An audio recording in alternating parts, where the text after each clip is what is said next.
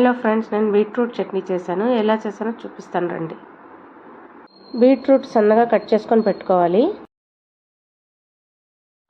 1 spoon oil వేసి beetroot వేసి fry చేసుకోవాలి.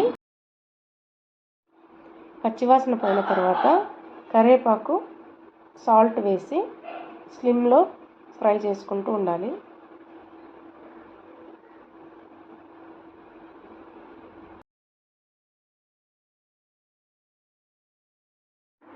ఇప్పుడు చిల్లీ పౌడర్ యాడ్ చేసుకోవాలి.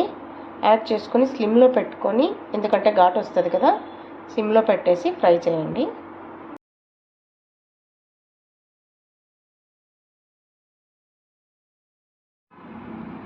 ఇప్పుడు పసుపు, జీలకర్ర, చింతపండు వేసి 3 ఒకటేసారి వేసేసి కొంచెం పచ్చివాసన పోయే వరకు ఫ్రై చేయండి. ఫ్రై చేసిన ఐటమ్స్ అన్నీ చల్లారినాక గ్రైండ్ చేసుకోవాలి. ప్యాన్లో 1 స్పూన్ ఆయిల్ వేసుకొని తిరువాత వేసుకోవాలి. ఆవాలు, జీలకర్ర, ఉద్దిబ్యాళ్ళు, శనగబ్యాళ్ళు, కరివేపాకు, వట్టిమిరపకాయలు, తెల్లగడ్డ వేసేసి చల్లగా అయినాక చట్నీలో కలిపేసుకోవాలి. అంతే, బీట్రూట్ చట్నీ రెడీ అయిపోతుంది.